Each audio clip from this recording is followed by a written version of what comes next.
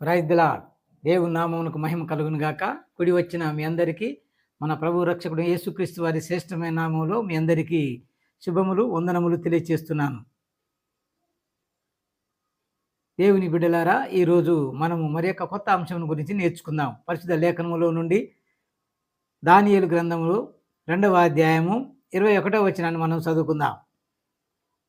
ఆయన కాలములను సమయములను కూర్చువాడయుండి రాజులను త్రోసివేసి నియమించువాడును, వివేకులకు వివేకమును, జ్ఞానులకు జ్ఞానమును అనుగ్రహించువాడనై ఉన్నాడు.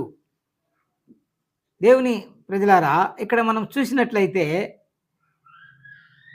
దానియేలు భక్తుడు దేవుని యొక్క గొప్పతనం గురించి ఇక్కడ మనకు తెలియచేస్తున్నాడు. ఏంటంటే ప్రియులారా, ఇక్కడ నెబుకద్నెజరు రాజు కలగన్నాడు. ఆ కల కన్నాడు, దాని భావాన్ని చెప్పమంటున్నాడు. కళను మర్చిపోయినాడు, కళ భావాన్ని కూడా అతను మర్చిపోయాడు. కానీ అక్కడ ఉన్నటువంటి ప్రజలను మరి యొక్క కళ యొక్క భావాన్ని తెలియచేయవలసిందిగా అతని దగ్గర ఉన్నటువంటి మరి శకునగాన్లను, గాడి విద్య గలవారిని, మాంత్రికులను, కల్దీలు, వీళ్ళందరినీ తన దగ్గర ఎవరైతే ఉన్నారో వాళ్ళందరినీ పిలిపించి వారికి నేను కలగన్నాను, కళను మీరు చెప్పాలి, కళ భావాన్ని కూడా మీరు చెప్పాలి, లేని ఎట్లా మీరు చనిపోతారని ఒక ఆజ్ఞ జారీ చేస్తాడు. అయితే వాళ్ళు ఇది ఎవరి ద్వారా అవుతుంది అని ఆలోచించినప్పుడు చివరికి రాజు ఏమన్నాడంటే, వీరి ఎవరైతే కళ యొక్క భావం చెప్పని వారు ఉంటారో ఆ జ్ఞానవంతులైన వాళ్ళందరినీ చంపేస్తానని ఆయన ఆజ్ఞను జారీ చేసింది. కాబట్టి ప్రియులారా, ఆ సమయంలో ఈ విషయం మరి దానియేలుకు తెలిసి వచ్చింది. అప్పుడు దానియేలు ఏమంటున్నాడంటే, దేవుని ప్రియులారా, 2వ అధ్యాయంలో మనం చూసినప్పుడు 16వ వచనంలో ఉంటాయి. అప్పుడు దానియేలు రాజు సన్నిధికి పోయి స్వప్నభావమును చెప్పుటకై తమకు సమయం దయచేయమని రాజును బతిమాలను. చూడండి, రాజు దగ్గరికి పోయిండు, అయ్యా మాకు సమయం ఇవ్వండి, మేము దాని యొక్క భావాన్ని మేము తెలియచేస్తామని రాజును కోరతాడు. అలాంటి సమయంలో అక్కడ జరిగింది ఏంటంటే, దానియేలు తన స్నేహితులైనటువంటి అనన్య, మిషాయేలు, అజర్యాను ఇలా ముగ్గురికి చెప్పిండు. ఏంది, మీరు మీ యొక్క మరి ఉన్న చోటుకు వెళ్ళి మీరు ఏం చేయాలంటే దేవునికి ప్రార్థన చేయండి. ఆయన మనం వేడుకున్నట్టయితే ఆయన ఏం చెప్తాడో మనకు అర్థమైంది అన్నప్పుడు వారు వెళ్ళిపోయారు. వారు కూడా దేవుని సన్నిధిలో మరి వేడుకోవటానికి వెళ్తారు. కాబట్టి దానియేలు ఏం చేస్తుంటే ఆ రాత్రి అంతటా, చూడండి 19వ వచనంలో ఒక మాట ఉంది, అంతటా రాత్రి యందు దర్శనము చేత ఆ మర్మము దానియేలునకు బయలుపరచబడెను. కాబట్టి ఎప్పుడైతే ప్రార్థనలో ఉన్నారో దానియేలుకు ఆ యొక్క కళ యొక్క మర్మమును, దాని భావాన్ని దేవుడు బయలుపరిచాడు. అప్పుడు దేవుని స్తుతించినట్టుగా మనం చూస్తాం. అందుకే దేవుని బిడ్డలారా, ఇక్కడ ఆయన కాలములను సమయములను ఆయన మార్చెడి వాడయుండి మరి రాజులను త్రోసివేసి నియమించేవాడుగా, అంతేకాదు దేవుని బిడ్డలారా, వివేకులకు వివేకమును, జ్ఞానులకు జ్ఞానమును దయచేయువాడినై అనుగ్రహించువాడినై ఉన్నాడని ఇక్కడ మరి ఆయన తెలియచేస్తున్నట్టుగా మనం చూస్తాం. కాబట్టి మర్మాలను బయలుపరిచే దేవుడు మన దేవుడు. అందుకే ప్రియులారా, ఈరోజు మనం నేర్చుకునే అంశం ఏంటంటే సమస్తము మార్చే దేవుడు, సమస్తం మార్చే దేవుడు. కాబట్టి ప్రియులారా, మనం దేవుడు తలుచుకుంటే ఏదైనా దాన్ని మార్చగలడు. అందుకే కీర్తనల గ్రంథంలో దావీదు మహారాజు ఇలా అంటున్నాడు, 31వ కీర్తన 11వ వచనం చదువుకున్నట్లయితే మనం అక్కడ నీ దుఃఖమునకు ప్రతిగా సంతోషమును, నీ విచారానికి కొట్టివేసి ఆనందాన్ని దయచేస్తానంటాడు. కాబట్టి దేవుని బిడ్డలారా, అక్కడ ఏం రాసిందంటే, నీ దుఃఖానికి ప్రతిగా విచారం ఉందే, నీ దుఃఖానికి ప్రతిగా సంతోషాన్ని దయచేస్తాను, దుఃఖాన్ని తీసేస్తాను, దాన్ని మార్చేసి నీకు సంతోషం కలుగజేస్తాను, నీ విచారానికి బదులుగా నేను ఆనందాన్ని కలుగచేస్తాను అంటున్నాడు దేవుడు. కాబట్టి దేవుని బిడ్డలారా, మరి ఈనాడు అనేక సమస్యల్లో, అప్పుల్లో, అవమానంలో, నెమ్మది లేని స్థితిలో, సుఖం లేని మరి పరిస్థితిలో జీవనం కొనసాగిస్తున్న నీవు మరి అనేక సార్లు మరి అంగలాచుతున్నావా? అయితే దేవుని బిడ్డలారా, మరి అపవాది నిన్ను శోధిస్తున్నాడా? ఒకసారి ఆలోచించుకొని అలాంటి సమయంలో దేవుడు ఏమంటున్నాడంటే, నువ్వు బ్రతికిన చేప వలె ప్రవాహంలో ఎదురీదాలని దేవుడు మనల్ని కోరుతున్నాడు. అందుకే చనిపోయిన చేపలు ప్రవాహంలో కొట్టుకొని పోతాయి. జీవం కలిగిన చేపలున్నాయే అయి ప్రవాహానికి ఎదురుగా మరి ప్రయాణం చేస్తూ ఎదురెత్తుంటాయి. అలాగే నీ జీవితంలో మరి నా జీవితంలో కలిగేటువంటి ఈ యొక్క శ్రమలను గానీ, కష్టాలు, ఇబ్బందులను మనం ఎదుర్కోవటానికి సిద్ధంగా ఉండాలి. అయితే అలాంటి సమయంలో ఆయన ఏమంటుండంటే, దేవుని బిడ్డలారా నీ అంగలార్పును నేనేం చేస్తాను? సంతోషంగా మార్చేస్తాను. నీ దుఃఖానికి ప్రతిగా, నీ విచారానికి ప్రతిగా నేను ఆనందాన్ని కలుగజేస్తానని దేవుడు మనకిక్కడ సెలవిస్తున్నాడు. కాబట్టి ప్రియులారా, మనం బాగా పరిశీలించినట్టయితే దేవుడు మన విచారాన్ని మార్చే దేవుడు, సంతోషాన్ని, ఆనందాన్ని ఇచ్చే దేవుడై ఉన్నాడు. అందుకే దావీదు మహారాజు కీర్తనల భాగంలో మనం 30వ కీర్తన 2వ వచనంలో ఇలా అంటున్నాడు. ఏమని రాసినంటే, దేవుని బిడ్డలారా, నేను నీకు మొరపెట్టగా నీవు నన్ను స్వస్థపరచుతివి అంటాడు. చూడండి, ఎప్పుడైతే మన శ్రమలు, కష్టాలు వచ్చినాయో దావీదు జీవితంలో అనేక ఇబ్బందులు వచ్చినట్లు మరి ఆయన ఏం చేశాడంటే దేవుని మీద ఆధారపడ్డాడు. ఆయన దేవునికి మొరపెట్టుకున్నాడు. అందుకే అలాంటి సమయంలో దేవుడు ఆయనను మరి అనారోగ్య స్థితిలో ఉన్న, మరి ఏ పరిస్థితిలో ఉన్నా ప్రభు మరి దావీదును స్వస్థపరిచినట్లుగా మనం చూస్తున్నాం. అందుకే ప్రియులారా, మరి కీర్తనకారుడు 50వ కీర్తన 15వ వచనంలో చక్కని మాటలను రాస్తున్నాడు. ఆపత్కాలంలో మరి మనకు ఆయన ఆపద్ బాంధవుడని. ఎందుకంటే ఆపదలు వచ్చినప్పుడు దేవుడు మనను విడిపించే దేవుడని అక్కడ రాయబడింది. కాబట్టి ఆయన మరి నీ కన్నీళ్లు తుడిచే దేవుడు, నీ కన్నీళ్లను తుడిచి నీకు సంతోషాన్ని కలుగచేసే దేవుడని నీవు తెలుసుకోవాలి. అందుకే దేవుని మరి జనంగమా, దావీదు జీవితంలో ఎన్నోసార్లు శ్రమల నుండి మరి దేవుడు తప్పించినట్టుగా మనం చూస్తాం. అయితే ప్రియులారా, దావీదు మహారాజు అంటాడు, నా కన్నీళ్ళ చేత నా పరుపు కొట్టుకొని పోతుంది అంటాడు. చూడండి ఎంత మంచి మాట. నా కన్నీళ్ళు అంటే ఆయన ప్రార్థనలో ఆయన కన్నీళ్లు కారుస్తూ ప్రభువుకు మొరపెట్టినప్పుడు ఆ శ్రమల నుండి, ఆయన బాధల నుండి మరంత గొప్ప రాజును ప్రభు యేసుక్రీస్తు వారు రక్షించినట్టుగా మనం చూస్తున్నాం. అందుకే అంటాడు, నా కన్నీళ్ళ చేత నా పరుపు కొట్టుకొని పోతుంది అని అంటాడు. రాత్రి జామునేందు ఆయన అంతా మరి పట్టుదలతో ప్రార్థన చేస్తున్నట్టుగా మనం చూస్తాం. అందుకే ప్రియులారా, ఇక్కడ కీర్తనల గ్రంథంలోనే 34వ కీర్తనలో 19వ వచనంలో ఇలా రాయబడింది, నీతిమంతులకు కలుగు ఆపదలు అనేకమును అయినా మన దేవుడైన యెహోవా వాటినన్నింటి నుండి మనను విడిపించునని వ్రాయబడింది. దేవునికి స్తోత్రం, హల్లెలూయా. కాబట్టి నువ్వు నీతిగా జీవిస్తే ప్రభు ఎదుట నువ్వు ఆయనకు సాక్షిగా జీవించినప్పుడు నీకు కలిగే శ్రమల నుండి, ఇబ్బందుల నుండి, మరి శోధన నుండి ఆయన నిన్ను విడిపించి ఆయన నిన్ను గొప్ప చేసే దేవుడై ఉన్నాడు. అందుకే ప్రియాస్, మరి దేవుని బిడ్డలారా, ఇక్కడ చూసినప్పుడు ఈనాడు చాలామంది శ్రమలు రాగానే కలవరపడుతుంటారు, అనేక శ్రమలకు బాధపడుతుంటారు, భయపడుతుంటారు. అయితే నీ దేవుడని యెహోవా సెలవిచ్చుడు, నీతిమంతులకు కలుగు శ్రమలు అనేకమంట. అందుకే మరి నీ బాధలు తీర్చడానికే దేవుడు మరి అనేకమైనటువంటి ఆయన కల్వరి శిలువలో శ్రమలను పొందాడు. చూడండి దేవుని బిడ్డలారా, అనేక హింసలను భరించాడు. అయితే ప్రియులారా, మనం దేవుని వాక్యంలో మనం చూసుకున్నప్పుడు బైబిల్ గ్రంథంలో పాత నిబంధనలో మరి హన్నా అనే ఒక స్త్రీ ఉంది. దేవుడు ఆమె యొక్క ప్రార్థన ఆలకించింది. ఎందుకంటే ఆమె గొడ్రాలుగా తన జీవితంలో సంతులేనిగా ఉన్నప్పుడు ఆమె ఎప్పుడైతే దేవుని మందిరానికి వెళ్ళి ప్రార్థన చేసిందో ఆ ప్రార్థన విన్నాడు. ఆమె జీవితాన్ని మార్చేసిండు. గొడ్రాలితనం తీసేసి చక్కని కుమారుడు సమూయేలును, అనగా రాజులను అభిషేకించే వ్యక్తిగా మరి న్యాయాధిపతిగా సమూయేలును దేవుడు ఆమె కుమారునిగా అనుగ్రహించినాడు. కాబట్టి ప్రియులారా, వాక్యం మనం ధ్యానిస్తుంటూ పోతే దేవుడు హన్నా జీవితంలో గొప్ప కార్యాలు జరిగించినట్టుగా మనం చూస్తాము. అందుకే దావీదు మహారాజు 113వ కీర్తనలో 9వ వచనం ఇలా అంటాడు, సంతు లేని దాన్ని ఇల్లాలుగాను మరి కుటుంబములో కుమారుల సంతోషాన్ని గల తల్లిగాను చేస్తానంటుడు. కాబట్టి నువ్వు ఒకవేళ కుమారులు లేక సంతానం లేక ఇబ్బంది పడుతున్నట్టయితే దేవునికి మొరపెట్టు. నీ పరిస్థితులను, నీ స్థితులను మార్చి నీకు సంతానాన్ని దయచేసే దేవుడై ఉన్నాడు. కాబట్టి మన దేవుడు సమస్తమును మార్చే దేవుడుగా మనం గ్రహించాలి.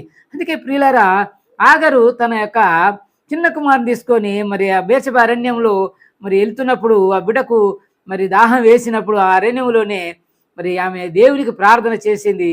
అయితే దేవుడు ఆమెకు అరణ్యంలోనే మరి ఏం చేశాడు, అక్కడ నీటి ఊటను పుట్టించాడు దేవుని బిడ్డను. కాబట్టి ఆ యొక్క హాగర్‌ని యొక్క దాహాన్ని తీర్చినట్టుగా మనము చూస్తాము. అందుకే ప్రియులారా, మరి హిజ్కియా మహారాజు ఆయన చేతుల్లో ఆయన జీవితంలో కొన్ని మంచి ఆశ్చర్య కార్యం జరిగించడం మనం చూస్తాం. అందుకే ప్రియులారా, హిజ్కియా కన్నీటి ప్రార్థన ఏం చేసిండంటే దేవుడు విన్నాడు. ఆయన ఆ భయంకరమైన రోగం వచ్చినప్పుడు, తను చావు బతుకుల మధ్యలో ఉన్నప్పుడు, తను కొనిపోయే దేవుని దగ్గరికి వెళ్ళిపోయే సమయం వచ్చినప్పుడు ఆయన కన్నీటితో మరి గోడ వైపు తిరిగి ప్రార్థన చేసుకున్నప్పుడు దేవుడు ఆయన ప్రార్థన విని ఇంకా 15 సంవత్సరాల వయస్సును ఆయనకు పొడిగించినట్లుగా మనం చూస్తున్నాం. జీవిత ఆయుస్సును మార్చే దేవుడు మన దేవుడు. అందుకే ప్రియులారా, నీవు మరి అందుకే అంటాడు ఆయన మరియమ్మతోటి ఏమంటాడంటే, నీవు నమ్మిన యెడల దేవుని మహిమను చూస్తావు అంటాడు. ఎందుకంటే నీవు నమ్మాలి, నేను నమ్మాలి. యేసుక్రీస్తు చేయబోయే కార్యాలను గురించి, ఆయన ఆశ్చర్య కార్యాలను గురించి, ఆయన క్రియలను గురించి మనం నమ్మితే దేవుడు నీ పట్ల, మన పట్ల, మన సంఘాల పట్ల అనేకమైన అద్భుత ఆశ్చర్య క్రియలను జరిగిస్తాడు. అందుకే ఆయన అంటున్నాడు, నీవు నమ్మిన యెడల దేవుని మహిమను చూస్తావని. లాజరు చనిపోయినప్పుడు అక్క చెల్లెలు రోధిస్తున్నారు. అయితే దేవుడు వాళ్ళ దగ్గరికి వచ్చినప్పుడు యేసయ్య అన్నాడు, నీవు నమ్మిన యెడల దేవుని మహిమను, అవును దేవుని మహిమను చూశారు, లాజరు బ్రతికించబడ్డాడు. కాబట్టి ప్రియులారా, అందుకే దేవునికి సమస్తము సాధ్యమవుతుంది. అందుకే సమస్తం ఆయన మార్చే దేవుడై ఉన్నాడు. సావును మరి మరణాన్ని ఆయన జీవంగా మార్చగలిగినటువంటి ప్రభు అయి ఉన్నాడు. కాబట్టి ప్రియులారా, మరొక విషయం చూద్దాం. నిర్గమకాండంలో మరి 15వ అధ్యాయం 23వ వచనాన్ని మనం చూసినప్పుడు అక్కడ మారాను మధురంగా మార్చినట్టుగా మనం చూస్తాము. ఇశ్రాయేలు ప్రజలు ఎప్పుడైతే మరికి అరణ్యంలో ప్రయాణం చేస్తున్నప్పుడు దాహం వేసిందో, అక్కడ మరి ఒక ఊరికి వచ్చినప్పుడు ఆ ఊళ్ళ నీళ్లు చేదుగా ఉన్నవి. మారా అంటే చేదుగా ఉన్నటువంటి ఆ నీళ్లను మరి యేసుక్రీస్తు దేవుడు వాళ్ళకు ఒక ఉపాయం చేశాడు. మోషేను పై చదువుతున్నటువంటి ఆ ప్రజలకు నీళ్ళు కావాలి కాబట్టి మోషే ఏం చెప్పిండంటే, ఇదిగో అక్కడ ఒక చెట్టు కొమ్మను నరికి దాన్ని ఆ నీళ్ళలో పడవేయమన్నప్పుడు, ఆ నీళ్ళలో పడవేసినప్పుడు దేవుని బిడ్డారా, ఆ చేదైన నీటిని మరి మధురమైన మరి జలంగా ఆయన మార్చినట్లుగా మనం చూస్తున్నాం. కాబట్టి సమస్తము మార్చే దేవుడై ఉన్నాడు మన ప్రభు. కాబట్టి ప్రియులారా, అందుకే చెట్టు కొమ్మను నరికి ఆయన నీటిలో వేసినగానే అది ఆ చేదు నీళ్లు మధురంగా మారిపోయినట్టుగా మనం గమనిస్తాం. అప్పుడు వాళ్ళు తాగి సంతృప్తి పడినట్టు మనం చూస్తాం. కాబట్టి మనకు శ్రమలు వచ్చినప్పుడు, మారాలంటే ఆమె కష్టాలు, ఇబ్బందులు, చేదైన అనుభవాలు మనకుండా మనం ప్రయాణం చేస్తున్నప్పుడు, ఒకవేళ నీ జీవితంలో అలాంటివి సంభవించినప్పుడు, మరి దేవుని బిడ్డలారా, నేను దేవునికి మొరపెట్టి మరి ఆయన ఇచ్చేటువంటి ఆ చేదైన అనుభవంలో నుండి మన జీవితాన్ని చిగురింపజేసే అనుభవంలోనికి మనను నడిపించే దేవుడై ఉన్నాడు. కాబట్టి ప్రియులారా, మరి నేను ఆయన మీద మరి నీ కుటుంబంతో కలిసి ఆయన మీద నమ్మకం పెట్టుకున్న వారమై ఉండాలి. అందుకే అంటాడు, నీ గర్భఫలం విషయంలో కానీ, భూఫలంలో కానీ ఆశీర్వాదాలతో దేవుడు మనల్ని నింపాలని చూస్తున్నాడు. చేదైన వేరు అంటే నీ గర్వం, ఒకవేళ నీలో గర్వము, అసూయ, ద్వేషం, మరి పగ, కుట్ర, కుయుక్తులతో నీవు జీవిస్తున్నట్లయితే ఆ మోసపు తలంపులను వదిలిపెట్టాలి. ఈనాడు ప్రభు మనతో మాట్లాడుతున్న నీ కుటుంబాన్ని ఒక శ్రేష్టమైన పరలోక సంబంధమైన జీవితంగా మార్చాలంటే ఆయనను మనం ఏం చేయాలంటే, ఆ చేదైన అనుభవం లాంటి ఆ యొక్క చెడ్డ లక్షణాలు మనలో ఉంటే, ప్రభువుకు మరి దుఃఖాన్ని కలిగించేది మరి విషయాలు మన జీవితంలో ఉంటే వాటిని తొలగించుకోవాలి. ఎప్పుడైతే వాటిని వదిలిపెడతావో నీ కుటుంబంలో శ్రేష్టమైన గొప్ప విషయాలు, అద్భుత కార్యాలు ప్రభు జరిగిస్తాడు. అంతేకాదు, నీ జీవితాన్ని మార్చే దేవుడు. అందుకే ఆయన నిన్ను బ్రతికిస్తాడు. కాబట్టి ప్రియులారా, నీ బలహీనతలను కొట్టివేసి ఆయన బలం గల వారినిగా నిన్ను నిలబెడతాడు. కాబట్టి మరి మన దేవుడు ఎలాంటి దేవుడు అంటే సమస్తము మార్చే దేవుడు. మూడో విషయాన్ని మనం గమనిద్దాం ప్రియులారా. ద్వితీయోపదేశకాండం 23వ అధ్యాయము 5వ వచనంలో, నీ శాపాన్ని ఆశీర్వాదకరంగా మారుస్తానంటున్నాడు. అక్కడ శాపాన్ని ఆశీర్వాదకరంగా మారుస్తాను. ఎందుకంటే ఎంతోమంది దేవుని బిడ్డలారా, నిన్ను అవమానించుండవచ్చును, ఇంకా నీకు అనేక రకాలైన ఒకవేళ చేతబడి చేసినా కూడా, ఏ అపాయంలో నువ్వు ఇరుక్కున్నా కూడా, నీకు మరి శోధనలు కలిగించినప్పుడు నువ్వు సర్వశక్తుని నీడని ఎప్పుడైతే నువ్వు విశ్రమిస్తావో, దేవుడు నీ పట్ల గొప్ప కార్యాలు జరిగిస్తాడు. నీ శాపాన్ని, నీ పాపాన్ని మరి కొట్టివేసి నిన్ను ఆశీర్వాదకరంగా మార్చే దేవుడై ఉన్నాడు. కాబట్టి దేవుని బిడ్డల 91వ కీర్తనలో మనం చూసినప్పుడు మనకు అన్ని కనిపిస్తాయి. అక్కడ 91వ కీర్తనలో చక్కని మాటలు రాయబడినాయి దేవుని బిడ్డలారా. ఎందుకంటే ప్రియులారా, ఆయన అంటాడు చూడండి, ఏమంటున్నాడు దావీదు మహారాజు మంచి స్పష్టంగా తెలియజేస్తున్నాడు. ఆయనే నాకు ఆశ్రయము, నా కోట, నేను నమ్ముకున్న నా దేవుడు. ఎందుకంటే మహోన్నతుని చాటును నివసించువాడే, సర్వశక్తి నీడని విశ్రమించువాడు అంటున్నాడు. కాబట్టి దేవుడి మనం కోటగా, మరి ఆయన కొండగా మనం చేసుకొని ఆయన ఆశ్రయించినట్లయితే వేటకాని విధిలో నుండి ఆయన మనల్ని తప్పిస్తాడు. అంతేకాదు ప్రియ దేవుని ప్రజలారా, నాశనకరమైన తెగులు రాకుండా మనను ఆయన రక్షించే దేవుడై ఉన్నాడు. అందుకే నీవు ఆయనను ఆశ్రయించాలి. ఆయన రెక్కల కింద నీకు ఆశ్రయం కలుగుతుంది. ఆయనకు ఆశ్రయం కలుగుతుంది. కాబట్టి ఆయనకు ఇక్కడ అపాయం ఏది మనకు రాకుండా ప్రభు చేస్తాడు ప్రియులారా. అందుకే 10వ వచనంలో అక్కడ 91 కీర్తనలో అంటాడు దావీదు మహారాజు ఏమంటుండంటే, ప్రియులారా నీ అపాయం ఏమీ నీకు రాదు, ఏ తెగులు నీ గుడారమును సమీపించదు. ఏ తెగులు నీ గుడారం సమీపించకుండా, అపాయం పక్కనకు రాకుండా దేవుడు నిన్ను కాపాడే దేవుడై ఉన్నాడు. అందుకే ప్రియులారా ఇక్కడ వాక్య భాగంలో చాలా స్పష్టంగా కింద చూసినప్పుడు, నీ మార్గమన్నిటిలో నిన్ను కాపాడుటకు ఆయన తన దూతలకు ఆజ్ఞాపించును. ఆ దూతలంట మనకు వస్తాయంట. వచ్చి వాళ్ళు ఏం చేస్తారు అక్కడ చూద్దాం దేవుని ప్రజలారా. నీ పాదములకు రాయి తగలకుండా ఏం చేస్తారంట వాళ్ళు తమ చేతుల మీద నిన్ను ఎత్తి పట్టుకుంటారు. కాబట్టి ఎంత గొప్ప దేవుడు. దేవుని నామమునకు స్తుతి కలుగును గాక. ప్రియులారా మరి దేవుడు తన దూతలకు మనకు ఆజ్ఞాపించి మనల్ని తన చేతుల మీద ఎత్తుకునేటట్టుగా చేస్తాడు. అందుకే నీకు ఆశీర్వాదం లేకపోతే శాపాన్ని నేను ఆయన తీసేసి నీ ఆశీర్వాదాన్ని నీకు ఇచ్చే దేవుడై ఉన్నాడు. శాపాన్ని కొట్టివేసే దేవుడై ఉన్నాడు. ఆశీర్వాదంతో నింపే దేవుడై ఉన్నాడు. అందుకే ప్రియులారా అతడు నన్ను ప్రేమిస్తున్నాడు కనుక నేను అతను తప్పిస్తానని శ్రమల్లో, కష్టాలు, ఇబ్బందుల నుండి ప్రభు నిన్ను రక్షిస్తాడు. ఎందుకంటే నువ్వు అతనికి మొరపెట్టక, చూడండి, అతడు నాకు మొరపెట్టక నేను అతనికి ఉత్తరం ఇస్తాను. నీ శ్రమల్లో, ఇబ్బందులు, కష్టాల్లో ఉన్నప్పుడు ప్రభుతో మనం మాట్లాడాలి. ప్రభుకు మన బాధను తెలియచేస్తే ఆయన మన మొరను ఆలకించే దేవుడై ఉన్నాడు. మన పాపముల నుండి, మన శాపముల నుండి మనల్ని మార్చివేసి వాళ్ళని దూరపరిచి మనం ఆశీర్వాదకరంగా నింపే దేవుడై ఉన్నాడు. కాబట్టి ప్రియ దేవుని బిడ్డలారా, శ్రమల్లో ఆయన మనకు తోడై ఉంటాడు. అంతేకాదు ఆయన మనల్ని విడిపించి గొప్పవారిగా చేసేందుకు దేవుడు సిద్ధంగా ఉన్నాడు. దీర్ఘాయు చేత ప్రభు మనల్ని తృప్తిపరిచే దేవుడు, రక్షణతో ఆయన మనల్ని అలంకరించే దేవుడై ఉన్నాడు. కాబట్టి మరి ఇక్కడ మన దేవుడు ఎలాంటి వాడిని సమస్తము మనను మార్చి దేవుడై ఉన్నాడు. కాబట్టి 4వ వచనం, మనం 4వ విషయాన్ని మరొకసారి మనం చదువుకుందాం. 4వ విషయం ఏంటంటే ప్రియులారా 18వ కీర్తన 28వ వచనం చూద్దాం. ఆయన నీ చీకటిని ఏం చేస్తాడట? వెలుగుగా మార్చును. చీకటి బ్రతుకులో ఉన్నావా? అంధకార జీవితంలో ఉన్నావా? పాపంలో మగ్గిపోతున్నావా? మరి జిగటగల దొంగ ఊబిలను కూరుకుపోయినప్పుడు ప్రభువు నిన్ను పైకి లేవనెత్తేవాడున్నాడు. చీకటి గల నీ బ్రతుకును, అంధకారమైన నీ బ్రతుకును ఆయన వెలుగుమయంగా మారుస్తానంటున్నాడు. కాబట్టి దేవుని బిడ్డలారా, మరి చీకటిలో నీవు సంచరిస్తే, నువ్వు దేవుని యొద్దకు వస్తే వెలుగు నీపై ప్రకాశిస్తుంది. అందుకే ప్రియ దేవుని బిడ్డ, నీ చీకటిని, నీ పాప బ్రతుకుని తీర్చి ఆయన పరిశుద్ధినిగా, పవిత్రునిగా నిన్ను చేయటానికి సిద్ధంగా ఉన్నాడు. అందుకే అంటాడు దావీదు మహారాజు అంటాడు, గాఢాంధకారపులో లోయలో నేను సంచరించినను నేను ఏ అపాయమునకు భయపడను, ఎందుకంటే నీవు నాకు తోడై ఉంటావు, నీ దుడ్డుగార నువ్వు దండము నన్ను ఆదరిస్తాడు. కాబట్టి ఆయన వాక్యము నీ దుడ్డుగార ద్వారా నిన్ను ఆదరించే దేవుడై ఉన్నాడు. ఎలాంటి శ్రమల్లో, కష్టాల్లో, ఇబ్బందుల్లో, ఇరుకు లోయల్లో, అంధకారమైన సంబంధమైన క్రియల్లో ఉన్నవాడు దేవుడు నీపై దృష్టి నుంచి నీ జీవితాన్ని మార్చే దేవుడై ఉన్నాడు. అందుకే ప్రియ మరి సహోదరులు ఆలోచించండి. ఆపద అనే చీకటి నుండి నిన్ను మరి దూరపరుస్తాడు. లేకపోతే రోగం అనే మరి నొప్పిల రోగం అనేది ఆ బాధతో ఉన్నావా? అయితే ప్రియ దేవుని బిడ్డలారా, వ్యసనాల్లో చిక్కుపోయి ఉన్నావా? శోధనలో మరి నిన్ను ఆవరించి ఉందా? అయితే ప్రియ సంగమా, దేవుని బిడ్డలారా, ఒకసారి ఆలోచించుకోండి. పడిపోయిన నిన్ను తిరిగి బాగు చేయగల దేవుడు. అందుకే గొంగలి పురుగు లాంటి నీ జీవితాన్ని మార్చి మరి సీతాకు చిలుకలాగా ఆయన నిన్ను మార్చగలడు. అలాంటి మంచి రూపంలోనికి నిన్ను తీయగలడు. కాబట్టి ప్రియులారా, మనం ఏం చేయాలంటే మరి నీవు జీవం కలిగినటువంటి యేసయ్య దగ్గరకు, ఆయన వెలుగు దగ్గరికి రావాలి. ఎప్పుడైతే నువ్వు ఆయన దగ్గరికి వస్తావో ఆయన నిన్ను వెలిగిస్తాడు. ఆయన నీ జీవితాన్ని మార్చే దేవుడై ఉన్నాడు. కాబట్టి దేవుని బిడ్డలారా, అందుకే నువ్వు రక్షించబడిన నీవు ప్రభు దగ్గరికి వచ్చినట్టయితే ఆయన సాక్షిగా నిలవబడగలవు. ఆయన సాక్షిగా జీవిస్తే ప్రభు నిన్ను, నీ జీవితాన్ని అద్భుతంగా చేయగలడు. కాబట్టి నిలువెచ్చని స్థితిలో ఉన్నట్టయితే దేవుడు అంటున్నాడు, మరి నువ్వు అలా జీవిస్తే మరి లాభం లేదు. అందుకే నిలువెచ్చని స్థితిలో నుండి బయటికి రావాలి.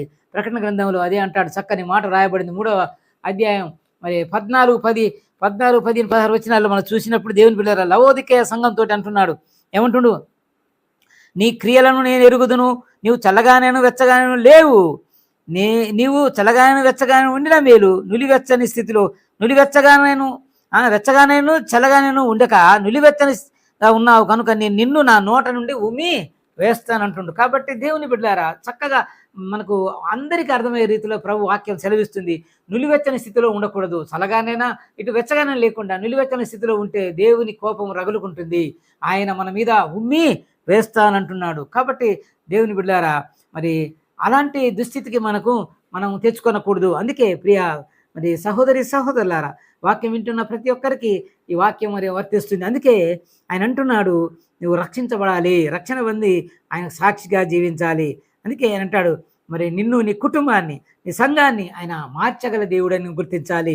అందుకే నీవు ప్రార్థనలో ఎదగాలి ప్రియులారా. అందుకే నువ్వు ప్రార్థనలో ఎదిగితే, ఎప్పుడైతే నువ్వు ఆయన సన్నిధికి వచ్చి నూతనమైన బుద్ధి కలిగి, నూతన మనసుతో, నూతన హృదయాన్ని కలిగి జీవిస్తావో, నీ పాపాన్ని ఆయన పాదాల చెంత ఒప్పుకుంటావో, ప్రభు నిన్ను నూతన సృష్టిగా మారుస్తాడు. అందుకే అంటాడు 2 కొరింథీ పత్రిక భక్తుడైన పౌలు రాసినటువంటి 2 కొరింథీ 5వ అధ్యాయం 17వ వచనంలో అంటాడు, కాగా ఎవడైనా క్రీస్తునందు ఉన్నవాడు నూతన సృష్టి అంటున్నాడు. కాబట్టి ఇదిగో కొత్తవి పాతవి గతించిపోయిన కొత్తవి ఆయన. కాబట్టి మన జీవితం కొత్తగా మరి దేవునికి సమర్పించుకోవాలి. నూతనంగా మనం జీవించాలి. ప్రభుకు మహిమకరంగా మరి ఆయన సన్నిధిలో మనం ఈ నూతన సంవత్సరంలో నీవు, నేను, మనం అందరం మన పిల్లలు, మన కుటుంబం, మరి ప్రతి ఒక్కరూ, ఈ వాక్యం వింటున్న ప్రతి ఒక్కరూ మన నూతన హృదయంతో దేవుని సన్నిధిలో నూతన ఆత్మను కలిగి పరిశుద్ధాత్మ శక్తితో నింపబడిన వారమై దేవుని మార్గంలో నడుస్తూ నూతన హృదయాన్ని కలిగి, నూతన మనసును కలిగి మనం జీవించాలని కోరుకుంటూ, ఆయన మన జీవితాలను సమస్తం మార్చి మనను గొప్ప మరి శక్తివంతులుగా లేక తన పరిశుద్ధాత్మతో మనల్ని నింపి గొప్ప కార్యాలు జరిగిస్తారని ఆశిద్దాం. అలాంటి కృప నీవు, నేను, మనం అందరం పొందుకుందాం గాక. అందుకే ప్రియ సంగమా, దేవుని బిడ్డలారా, సమస్తమును మార్చే దేవుడిని పక్షంగా ఉన్నాడు. నీ పాప మరి జీవితాన్ని ప్రభువైన సన్నిధిలో ఒప్పుకుందాం. అందుకే ఆయన నీ కొరకు కల్వరి శిలువలో తన రక్తాన్ని కాచాడు, సమాధి చేయబడ్డాడు, మృత్యుంజయుడై తిరిగి 3వ దినం లేచినాడు. ఆయన లేచిన పునరుద్ధానాన్ని, లేకపోతే ఆయన లేచిన ఈ యొక్క విషయాన్ని ప్రభు సన్నిధిలో ఒప్పుకొని నీ కొరకే, నా కొరకే అని మనం గ్రహించినట్లయితే మన పాపాలను క్షమించి సమస్తం మనను ఆయన రక్తం ద్వారా కడిగి మనల్ని పవిత్రులుగా చేసే దేవుడై ఉన్నాడు. మన జీవితాన్ని మార్చే దేవుడు, మన కుటుంబాలను మార్చే దేవుడు, మన పిల్లలను జీవితాలను మార్చే దేవుడు, సంఘ జీవితాలని, సమస్త విషయాల్లో నూతనత్వం కలుగజేసే దేవుడు. కాబట్టి అలాంటి దేవునికి నమ్మకంగా మనం అందరం జీవించాలని కోరుకుంటూ, మరి ఈ సందర్భంగా నీవు, నేను, మనం అందరం మన హృదయాలను ప్రభువు సమర్పించుకుందాం. చిన్న ప్రార్థన చేసుకుందాం. పరిశుద్ధుడా, ప్రేమ, నమ్మకం కలిగిన దేవ, యేసయ్య నీ పాదములు వందనాలు, స్తోత్రాలు. ఇదిగో నా ప్రభువ, సమస్తమును మార్చే దేవుడు అనే అంశం ద్వారా మాతో మాట్లాడేందుకు నీ వందనాలు నాయన. ఇదిగో నాయన, మరి యూట్యూబ్ ఛానల్ ద్వారా ప్రభు అనేకులు నాయన నీ వాక్యం విని ఉన్నారు. వాక్యం ద్వారా ప్రభు ప్రతి ఒక్కరు బలపరచబడినారని నమ్ముతున్నాం. ఇదిగోనైనా నీ కార్యం జరిగించండి, ఆత్మకార్యం జరిగించండి ఆయన. పరిశుద్ధాత్మ శక్తితో ప్రతి ఒక్కరు నింపండి, వారి కుటుంబాలను, బిడ్డలను, సంఘాలని ప్రభు అయా మీరు పరిశుద్ధాత్మ శక్తితో నింపండి. వాళ్ళ నూతనత్వాన్ని కలగచేయండి, నూతన హృదయం, నూతన జ్ఞానం, నూతన మనస్సును దయచేయండి నా ప్రభు. ఇప్పటి నుండి ప్రభు ఈ నూతన సంవత్సరంలో నీ యందు నూతన కార్యాలు జరిగించిన కృప చూపించమని, మరి ముఖ్యంగా నా ప్రభు ఈ యొక్క యూట్యూబ్ ఛానల్ మీరు దీవించి ఆశీర్వదించమని, అయా ఇచ్చిన వాక్యం కొరకై నీకు వేలాది కృతజ్ఞతాస్తుతులు తెలియజేస్తూ, అనేకులను ప్రభువా ఎవరైతే మరి అనారోగ్యంతో, అస్వస్థతో, మరి అపాయంలో, ప్రమాదంలో చిక్కున్నారు అటు బిడ్డలందరినీ జ్ఞాపకం చేసుకోండి. అయ్యా వారందరినీ స్వస్థపరచండి, సంపూర్ణ ఆరోగ్యంతో నింపండి నా ప్రభువా. ఉద్యోగాల కొరకై చూస్తున్న వారికి ఉద్యోగాలు దయచేయండి ఆయన. అలాగే ప్రభు వ్యాపారం చేస్తున్న వారికి, వ్యవసాయం చేస్తున్న వారికి, కాయకష్టం చేస్తున్నటువంటి ప్రతి ఒక్క బిడ్డను ఆమెను మనసు పెట్టి దృష్టించి ప్రభువా వారి జీవితాలను మార్చండి, వారి యొక్క కావాల్సిన అవసరాలను తీర్చండి. ముఖ్యంగా అయా మీ యొక్క యూట్యూబ్ ఛానల్ ద్వారా అనేకులు ప్రేక్షకులుగా మా యొక్క వాక్యాన్ని వింటున్నట్టయితే ప్రభు ఆ బిడ్డల్లో నూతన కార్యం జరిగించమని, నూతన శక్తితో నింపుమని, పరిశుద్ధాత్మతో ప్రభు ప్రతి ఒక్కరిని తాకమని, అయా నీ వాక్యం ద్వారా ప్రతి ఒక్కరిని బలపరిచి స్థిరపరచమని, నీకే ఘనత, మహిమ, ప్రభావాలు ఆరోపిస్తూ మమ్మల్ని తగ్గించుకుంటూ నీ నామమునకు మహిమ, ఘనత, ప్రభావాలు మరి ఒకసారి ఆరోపిస్తూ మా ప్రభు నీ ప్రియకుమారుడైన యేసుక్రీస్తు వారి శ్రేష్టమైన నామములో అడిగి మరి వేడుకుంటున్నాము తండ్రి. ఆమేన్, ఆమేన్. క్రీస్తునందు ప్రియ దేవుని బిడ్డలారా, ఇంతవరకు దైవవాక్యం విన్నారు కదా. మరి యూట్యూబ్ ఛానల్ ద్వారా ప్రసారం చేయబడుతున్న ఈ యొక్క ఛానల్ను మీరు ఎంతగానో మరి ఆదరిస్తున్నట్లుగా మేము తెలుసుకుంటున్నాం. మరి ఈ యొక్క ఛానల్ ఇంకా అనేకులకు మరి విస్తరించబడాలంటే మీ సహాయ సహకారాలు మాకు అవసరం. కాబట్టి దయచేసి ప్రార్థన చేయండి. మా యొక్క కుటుంబాల గురించి, ఛానల్ గురించి ప్రార్థన చేయండి. అయా మరి అనేకులకు ఈ వాక్యం ఎదురుదలబడినట్టుగా మీరు కూడా మీకు తెలిసినటువంటి వ్యక్తులకు, ఫ్రెండ్స్కు, మరి మీ యొక్క స్నేహితులకు, సమస్త మరి ప్రజలకు, మరి మీకు అందుబాటులో ఉన్న ప్రతి ఒక్కరికి క్రీస్తుని గుర్చిన ఈ సత్య సువార్తను ప్రకటించాలని, అయితే దీన్ని మీరు అనేకులకు షేర్ చేసి అనేకులతో పంచుకున్నట్లయితే ఇంకా ఎక్కువ మంది చూస్తారని ఆశిస్తూ, మరి ఈ యొక్క కార్యక్రమంలో మీ యొక్క సంపూర్ణ సహకారాలు మాకు కావాలని అందిస్తారని ఆశిస్తూ, దేవుడు మిమ్మల్ని, మీ కుటుంబాలను మరి మంచి ఆశీర్వదకరంగా నూతన సంవత్సరంలో ఫలభరితమైన జీవితాన్ని కొనసాగించినట్టు దేవుడి మిమ్మల్ని దీవించును గాక. Amen, amen. Thank you అనడా.